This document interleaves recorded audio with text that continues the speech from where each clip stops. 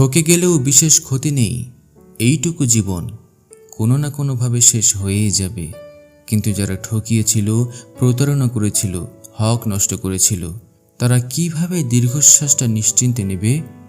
ঠকিয়ে যারা ভাবছে জিতে গেল, তারা বোকার স্বর্গে বাস করছে।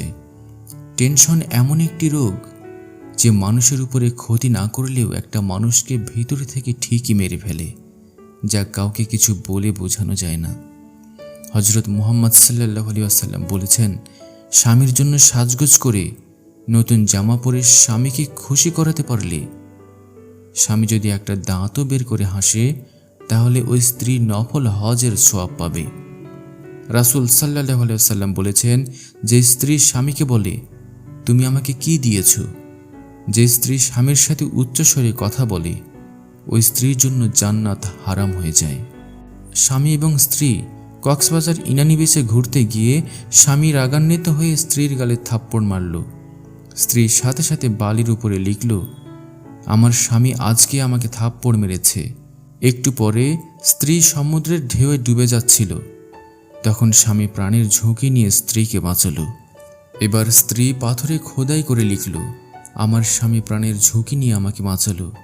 তখন স্বামী জিজ্ঞেস করল, থাপ্পড় মারলাম বালিতে লিখলে, তোমাকে রক্ষা করলাম পাথরে লিখলে কি জন্য? স্ত্রী বলল, প্রিয় মানুষের আঘাত বালিতে লিখতে হয়, যেন একটা সময় ভালোবাসার বাতাসে মিশে যায়। আর প্রিয় মানুষটা যখন পাশে দাঁড়ায়, সেটা পাথরে লেখা উচিত, যেন কখনো মিশে না যায়। বিয়ের পর স্বামী স্ত্রীর কিছু সুন্নত: স্ত্রীর রানের উপর মাথা রেখে ঘুমানো সুন্নত, স্ত্রীর কৌতুক শোনা সুন্নত, স্ত্রীর কাজে সহায়তা করা সুন্নত, ঘর থেকে বের হওয়ার সময় স্ত্রীকে চুমু দেওয়া সুন্নত, স্ত্রীর রাগ অভিমান বোঝার চেষ্টা করা সুন্নত, স্ত্রীর কোলে হেলান দিয়ে কুরআন তেলাওয়াত করা সুন্নত। স্ত্রীর সুন্দর আচরণ পাওয়ার হকটা যেমন স্বামীর, ঠিক তেমনি স্বামীর সুন্দর আচরণ পাওয়ার হকদারও তার স্ত্রীর। দুজনের মনের মিল হিসেবে দিবে সুন্দর একটি সংসার। স্ত্রীকে খুশি করতে বেশি কিছু লাগে না, তাকে একটু আদর, ভালোবাসার, সম্মান আর পরকীয়া না করলে সে হ্যাপি। বাবার বাড়ির রাজপ্রাসাদে থাকার চেয়েও স্বামীর বাড়ির কুঁড়ে ঘরে থাকা উত্তম, যদি স্বামীটা ভালো হয়।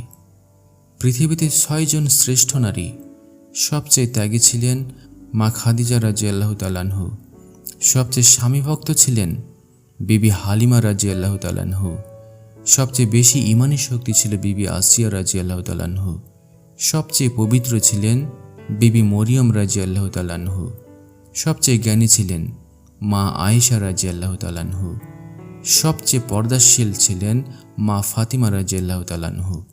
রাসূল সাল্লাল্লাহু আলাইহি ওয়াসাল্লাম বলেছেন, কোনো মুমিন পুরুষ তার স্ত্রীর সাথে দুর্ব্যবহার করবে না। স্ত্রীর 2-1টি অভ্যাস ভালো না লাগলেও তার অনেক ভালো গুণ আছে, যা পুরুষের জীবনে কল্যাণ বয়ে আনে।